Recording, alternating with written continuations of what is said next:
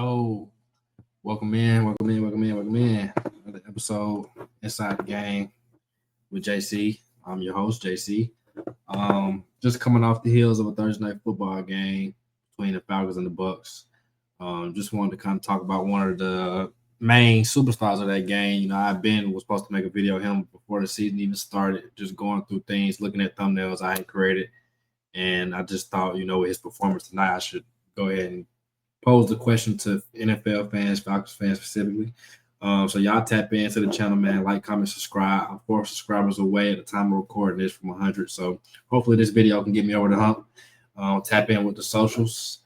And yeah, man. So let's just hop right into it. As y'all can see by the title of the video, we're gonna be talking about Mr. Kyle Pitts. Just thinking about it, I think he's silently, quietly under the radar, may position himself for that second contract. This is his contract year, and coming into the season, we was all saying, we said every year with him almost like it's a make or break year. But there's been some things that, depending on what side of the fence you're on, that you think hampered him, whether that be quarterback play, whether it's himself or offensive coordinators, just different things. But at the end of the day, I think people just get tired of talking about it, and it is like a situation where it's like, is it going to work? Is it not going to work?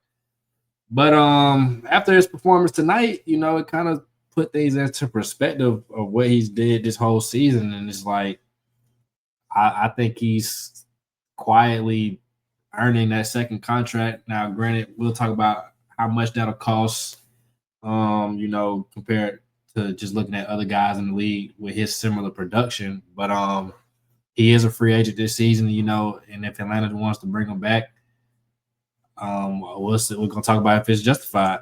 But yeah, like I said, coming off the heels of the game tonight,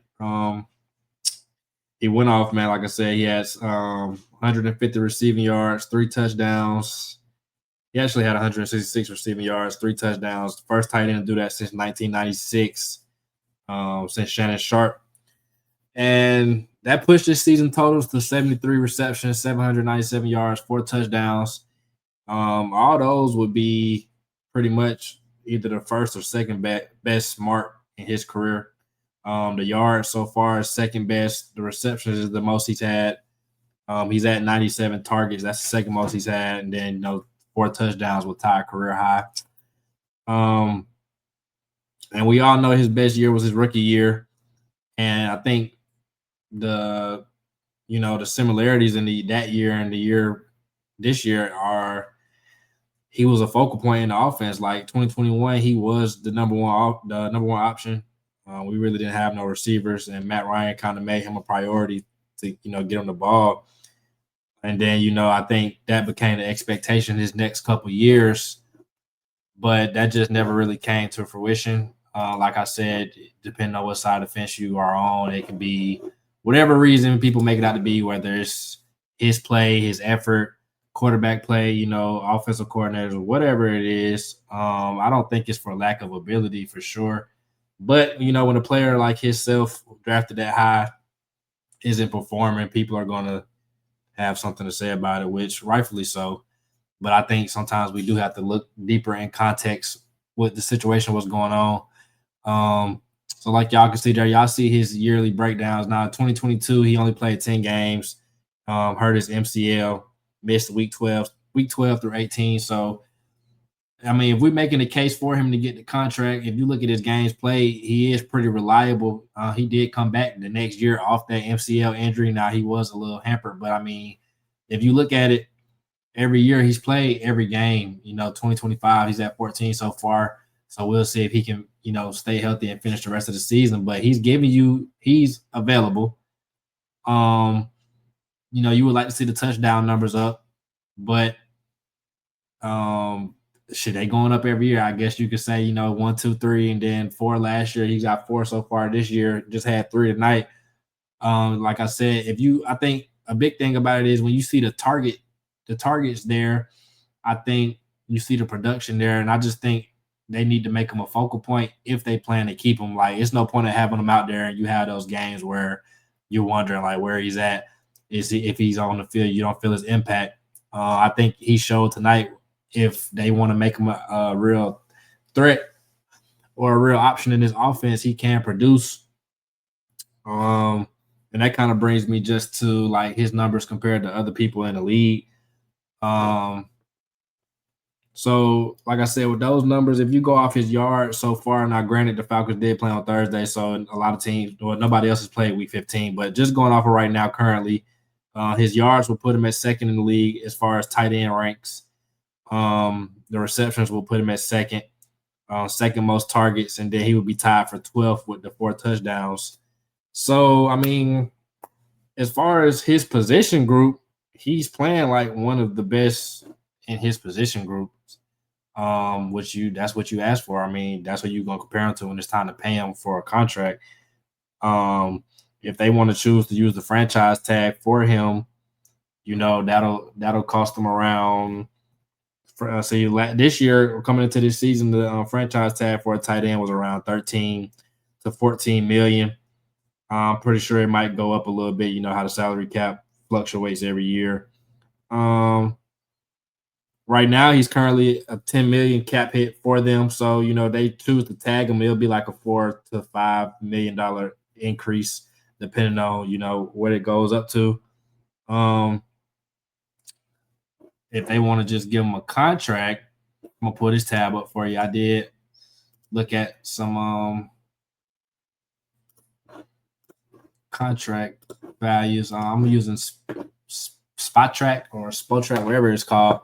But they just basically showing what they figure to be his market value based off of his stats. Now, this game that just happened tonight is not calculated into that. So I don't know if that will make it go up or whatever, but it'll be interesting to look at it once his stats are said and done. But if you look at it, they're basically saying his market value would have him as the 11th paid tight end. An average salary around 7 million, 11 million, excuse me. So, like I say, I mean, it's really the same amount he's making, to be honest. Now, of course, we know, I mean, coming off your rookie contract, you're not really looking to make the same amount you was making with that contract. And y'all can see the players they got him compared to Cole Kmet, Jawan Johnson, Pat Fryermuth, Jake Ferguson. Oh, and they basically, I think this is just cool. They basically, compare the stats and see, similar stats, and they just make the market value based off that, which is what the agents do. I mean, that's how you basically get your market value, your salary. It goes off of position, but it also goes off of production within your position group. So, yeah, y'all let me know what y'all think. I personally think, like I said before, they have to make the decision whether they're going to actually use him in the offense if they want to make the decision to pay him or whatever, because I just feel like it's too many times where we do kind of be like, Kyle Pitts, was he out there tonight, whatever was going on. And if we're going to have to keep, it's not fair to him, it's really not fair to the fans, and we're going to have to keep doing that every year. Now, I think he's shown this year, specifically this game, that he's still capable. I don't want to be a prisoner of the moment and get into one game and think that like he's gonna do this every week. Of course not, but he's showing that the talent is there, and I definitely think with the proper coaching and a proper offensive system, he can eat. So I wouldn't mind bringing him back. I also wouldn't mind tagging him and then using him as a trade piece to get a pick.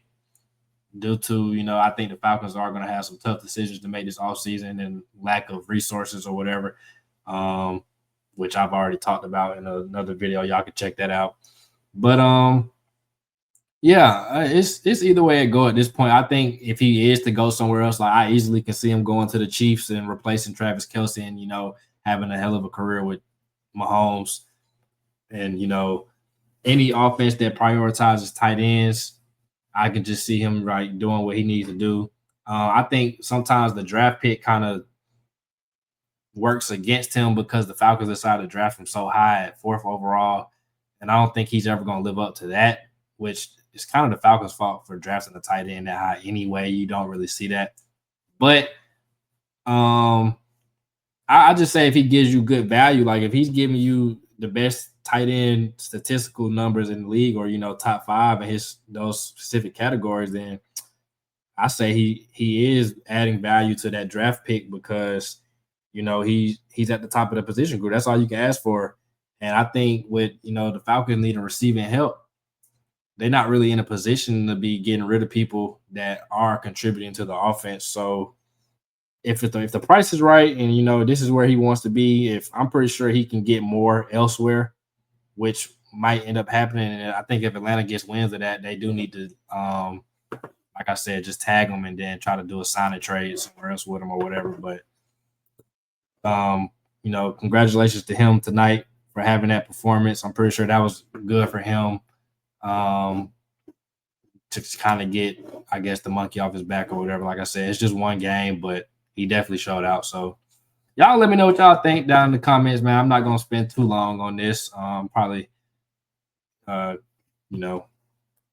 this out right now and let y'all taste on that pause for the night and into the day. Like I said, man, 4 subscribers away. Y'all tap in, subscribe to the channel. And yeah, man, y'all let me know what y'all think. Should Kyle Pitts get another contract with the Falcons, or is it time to move on? But appreciate y'all for tuning in, man.